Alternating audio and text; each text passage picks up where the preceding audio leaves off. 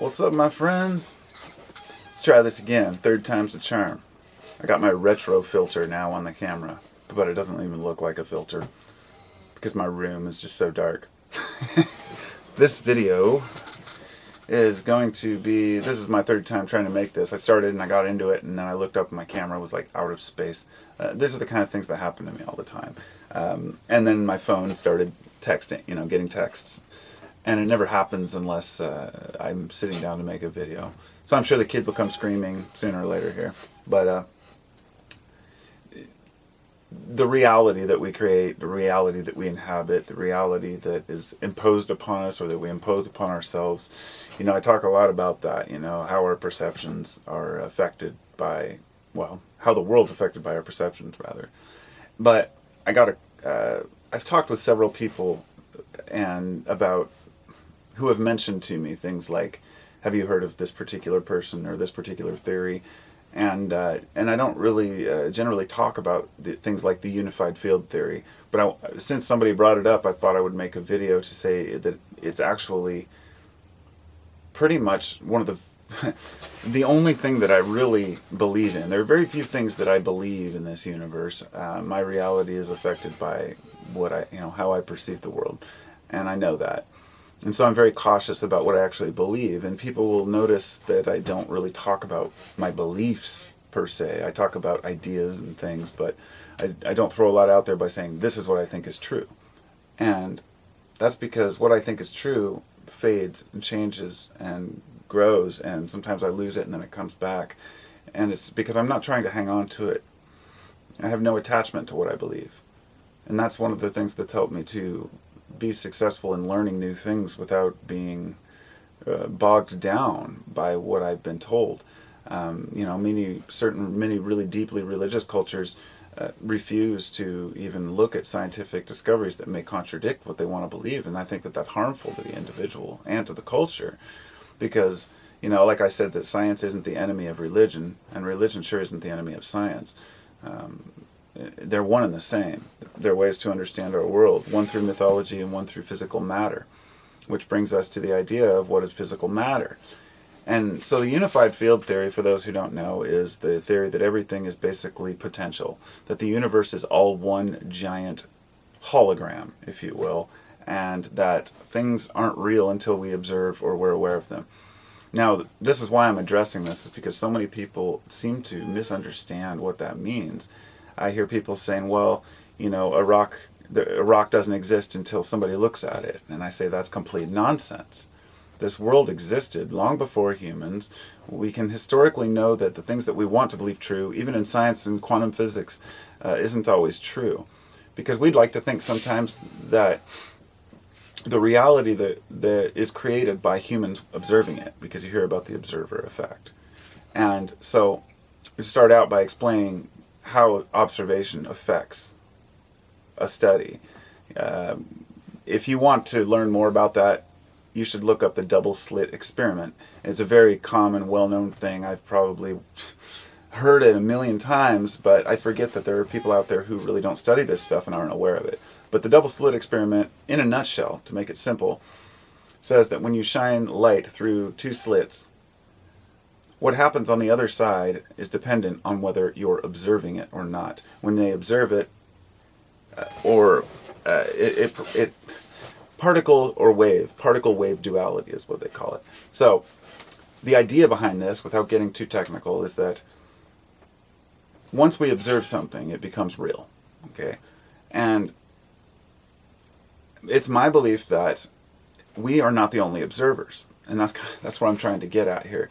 That when humans hear that something isn't real till it's observed, then they assume that, then we're observing it. Well, there are animals observing, there are plants observing, and there's the field itself which is observing.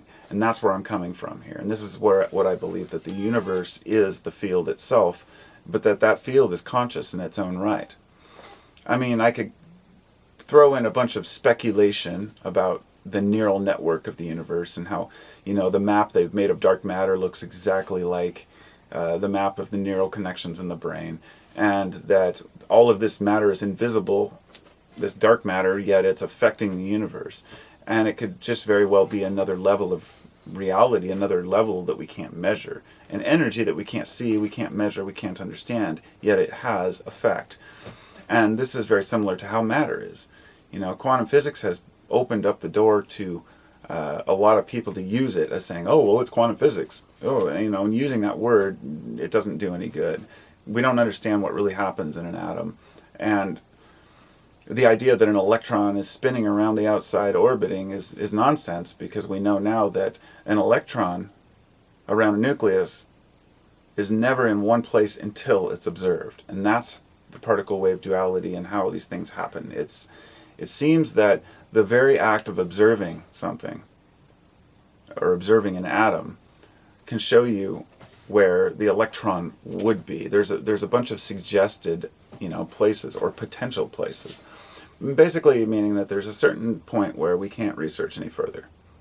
That our tools are not capable and will never be capable of understanding a realm that changes by observation, because we'll never know how much we're actually affecting it. If 10 people are all staring at a rock and they're saying, we're manifesting this rock to exist, and they all turn around and face the other way, they could say, well, the rock doesn't exist now. But how do you know? Because you're not observing it. That's my point. You can observe it with devices, but the devices interfere with the actual observation itself. By beaming things into an atom, you're kind of saying, oh, I need to be a particle, or how a wave and all this stuff is just mind-blowing, and I could sit here and talk about it but not know what I'm talking about, because not even the physicists really understand how it works. And that's why it's considered kind of cuckoo science. People don't want to deal with it because it confronts us with the potential that we may not know shit, and we may not be able to figure out certain things. Now, I don't believe that science won't discover many new things that'll say, oh, now we understand this. But when you look at an atom and how much space is actually there, and they talk about how it's 99.999% empty space, but that's assuming that the electrons, protons, neutrons take up any space themselves, which we can't really observe or see inside either. When you look at an atom, it appears to be solid.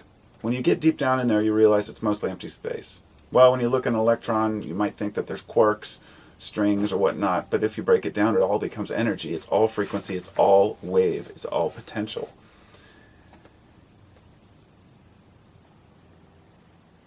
There are some amazing studies done out there on things like this. Everything is conscious. Everything's aware. The unified field includes all plants and animals. If you haven't seen a movie, it's called, I just watched it again the other night, and I forgot how awesome it was. It's an older movie called The Secret Life of Plants. It's the old one. I think it's from the 70s or 80s. And there's a part in there where they hooked electrodes up to a plant and had a woman come in the room and destroy the plant next to it. And the plant reacted to her killing the other plant with malice. The interesting thing was she left the room and later on came back into the room with one of the other doctors, and the plant reacted to her presence. The plant was aware of her energy, that it was the same person that had harmed the other plant. But the even more amazing study was the one where they hooked a plant up to the electrodes, and then they had one of the doctors slice up a head of lettuce on a table like 10 feet away, and the plant reacted to that. The plant was aware that somebody was chopping up vegetation that was already dead. And this is because nothing's really dead. It's all just changing form. The energy is still there. The essence, the imprint of that lettuce is still there. I could quote a lot of different other things like Kirlian photography, which is where they take pictures of supposedly the aura of leaves and animals, but that effect, they use an electric charge when they take those photographs, and that's interfering with the object itself. It's very difficult to measure things without using a device. And so at a point we just kind of have to throw our hands up and say, what do we believe? And that for me is very simple when it comes down to what I can observe. When people talk about religion and God, I'm very careful to not trap myself by using the word God, because God implies that there's a benign, all-seeing entity. Well, not benign necessarily, it depends on what God you believe in, but I think that many of the cultures the past, the Greeks had it figured out. It's funny how they would talk about polytheism and how, oh, we finally figured it out and got one God. Well, it's much easier to believe in one theory than it is to believe in 100 different theories. But I think that the ancient idea of many gods, if when you look at the culture, you look at the meaning behind it, and you see that each one of these gods wasn't a god itself. It was a representation of an aspect of humanity. Okay? Could be the god of war, the god of anger, the god of happiness, god of sleep, whatever it might be. They're all components of us because we see that there is an all-pervasive pattern that seems to be consistent. It's easy to compare what we think an atom looks like to the solar system. People will say that model, look, the electron spins around just like the planets orbit the sun. And that's a complete nonsense. That's a fallacy. Because an atom doesn't work like that. So what I'm saying is we can't use the science itself to try to prove the fractal nature of existence. We just have to use what our hearts tell us, combined with the science, to say, hey, is there something bigger here? Existence itself is amazing. We sit and we nitpick the details about life, and why are we here, and, what happened here, and how was the universe formed? But one of the biggest questions, beyond the universe, and beyond God, beyond any of that, was, what is existence itself? And without it, what is the alternative? We can't picture nothing. Just like we can't picture infinity. We can't get our heads around numbers, which is why when you see a little show that's trying to explain some scientific idea, they'll say, this basketball is the center of an atom, and, the mountain ranges out there would be how far the field is. They're trying to put it in ways that we can understand, because when you say 10 to the 37th power, it's very difficult to understand what that means. So my point there is that we're looking big. We're looking out at the universe and trying to understand it, but we're understanding it just through our eyes and our ears. Those are the only senses that we have to understand the world that's beyond our current area. And we can use our sense of smell and taste and touch, but when you can't touch something, all you can use is your eyes. And we see such a narrow band of the spectrum that it's not even funny. So beyond what we can see, there are certain things that maybe, just perhaps, our bodies are tuned to feel.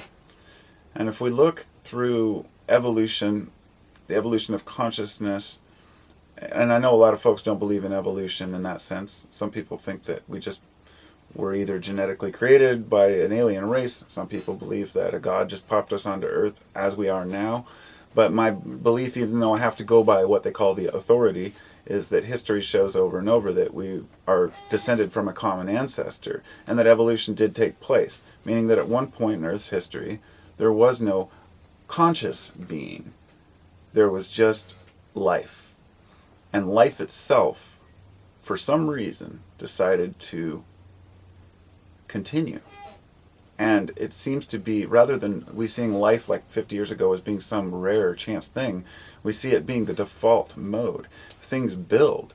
And this is the hardest thing for us to understand, because we see decay, and we see how everything falls apart. And then we see that life, among that, things are being built. Stars are dying, but they're building new stars. They're building planets. We don't even understand how planets form. We have this accretion theory, right, that tells us the planets accreted from leftover dust. It doesn't coincide with anything we know. Jupiter should not exist. The way the planets are set up are just a mystery to us. And these are some of the questions that we think we know, so we move on to others. And this is my point there, is that what science is doing is it's basing what we're learning on what we think we already know. And can you imagine if we just step back for a minute and really started over, without any preconceived notions, without anybody putting down other scientists for believing in something? I give utmost respect to those scientists like Bohm and others who have stood up in the face of adversity when all of their fellow compatriots, all of their academic career was threatened because they wanted to believe something so strongly. They believed it so strongly that they weren't willing to back down. And that's a lot rarer than people realize.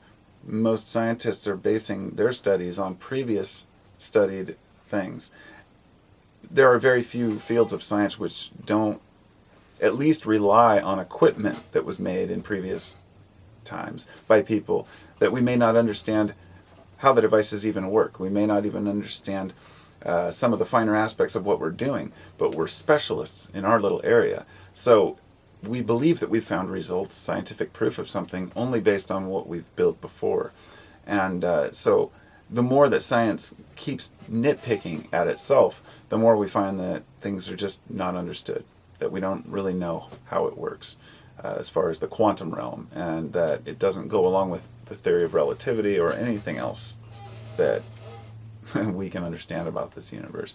But to keep it simple here, to finalize this, my point in a nutshell would be to realize that there is a greater field among us that consists of everything, that everything is aware of everything else, that quantum non-locality is where an atom could be affected, a particle can affect another particle, atom can affect another atom over space and time at the same exact time. I believe that that's a kind of what you might call a flaw in the matrix, if you will. There's a connection through all atoms. This is the book, before I go, this is a book that I read about 10 years ago, and this is one that really set me on a quest for this kind of stuff, or at least gave me a new perspective. It's The Holographic Universe by Michael Talbot. Unfortunately, he died, but not before he put out this phenomenal book, which is a collection of all different types of things like this. And it was one of the first ones I read long before I even really got into this stuff on the internet. So when I hear these things, I think, oh, everybody knows that. Oh, everybody understands quantum theory, and everybody understands the field, unified field.